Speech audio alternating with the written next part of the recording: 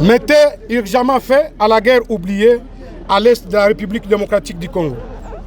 En 1996, la rébellion de l'Alliance des forces démocratiques pour la libération du Congo, AFDEL en sigle, avec le soutien irréfutable du Rwanda, de l'Ouganda et du Burundi, sous la bénédiction de la communauté internationale, a vu le jour à l'est de la République du Zaïre et a mené la guerre jusqu'à la prise de la capitale Kinshasa le 17 mai 1997 sous l'égide de M.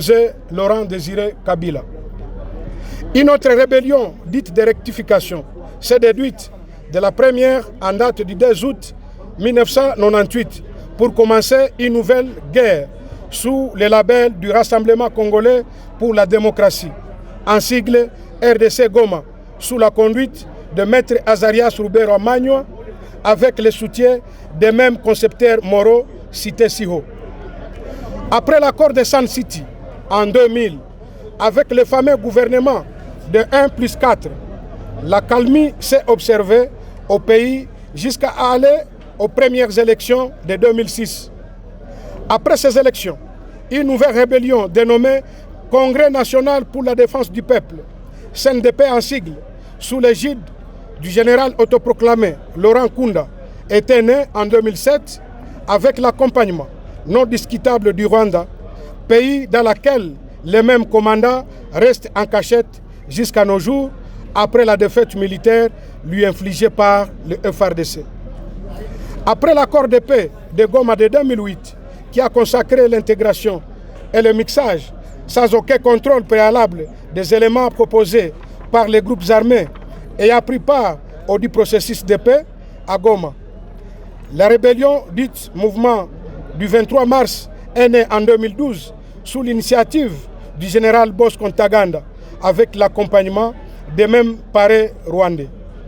En 2019, le M23 RDF est suscité de ces centres de 2013 en provenance du pays qui ont accueilli ces combattants sans être inquiétés au mépris des accords de sécurité mutuelle entre la RDC et le Rwanda, d'abord et l'Ouganda, et la RDC conclut à travers l'accord cadre de Addis Abeba.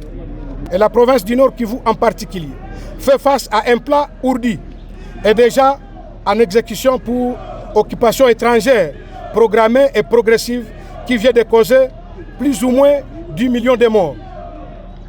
La stratégie reste les tueries de masse, l'infiltration du système de défense et de sécurité et l'administration publique, la falsification de l'histoire des populations de l'Est par la mise en cendres des archives scolaires, hospitalières, des églises et celles de bureaux de l'état civil et l'achat de grands espaces dans les villages où les populations ont été tuées en masse et ou chassées par l'effet de la guerre.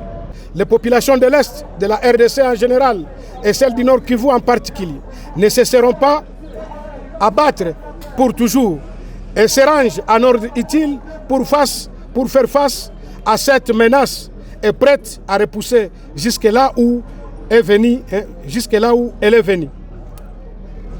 Toutes les conséquences qui en découleront reposeront sur les épaules de la communauté internationale parce que nous sommes en train de dire que cette communauté internationale est complice. Si pas cette complicité, il y a aussi une ambiguïté de la part de cette communauté internationale. Ainsi, nous exigeons à la communauté internationale dans son ensemble de demander aux chefs d'État rwandais et de l'Ouganda de retirer urgemment leurs combattants camouflés sous le label du M23 RDF UPDF. Sanctionner le Rwanda et l'Ouganda pour l'agression de la RDC pendant plus de 25 ans. Créer un tribunal spécial sur l'Est de la République démocratique du Congo pour juger les acteurs des crimes atroces commis de 1996 à nos jours. Nous recommandons au chef de l'État de la République démocratique du Congo d'instruire au gouvernement de la République d'initier le projet de construction de murs d'au moins 10 mètres de hauteur entre la RDC et le Rwanda. Parce que nous en avons déjà marre si les Rwandais nous respectaient, ils ne pouvaient pas à chaque fois nous attaquer. Et c'est cette raison pour laquelle nous sommes en train de dire qu'on érige ces murs pour que chaque peuple reste chez lui. Nous recommandons à la population civile de se mobiliser comme un seul homme pour poser des actions pacifiques visant à demander à la communauté internationale à résoudre la question de la crise sécuritaire qu'elle vient de laisser germer à l'est de la RDC pendant plus de 25 ans.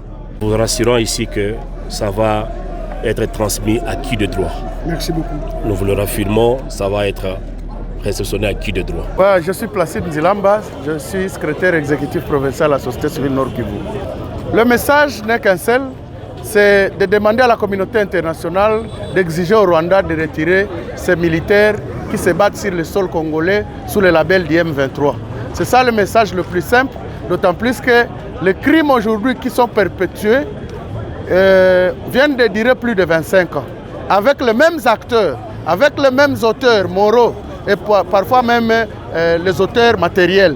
Donc c'est pourquoi nous disons, comme la Grande-Bretagne est l'ami fidèle au Rwanda, nous leur demandons de dire à leur ami, le Rwanda, de bien vouloir retirer ses militaires sur le sol congolais, parce qu'être ami de quelqu'un qui est en train de s'aimer mort et désolation n'honore pas la Grande-Bretagne. De deux, c'est dire à cette communauté internationale qu'elle devait aussi quitter l'ambiguïté. Parce qu'il ne faut pas quand même qu'on soit là en train de dire que la communauté internationale est en train de nous aider. Pourtant, elle est présente sur le sol congolais, mais inactive et inopérante face au massacre qui écume le pays. À notre niveau, nous avons toujours snobé ce genre de dialogue. Nous avons toujours dit que ces dialogues sont des messes noires contre le pays. Parce que tous ceux qui y siègent sont des pays qui ont des intérêts au Congo et qui profitent de toutes les rébellions et crimes qui sont commis au Congo. Donc nous avions même interdit notre chef de l'État de ne pas participer à ce sommet-là parce que c'était une messe des hypocrites vis-à-vis de la situation du Congo. Imaginez-vous, ces régions-là ont organisé combien de sommets sur le Congo, mais qui n'ont pas apporté de solution. Je crois que nous devons en tout cas rentrer chez nous, nous organiser chez nous pour faire face à la menace, à lieu et place de perdre l'État dans des sommets où se racontent les hypocrites agresseurs du pays.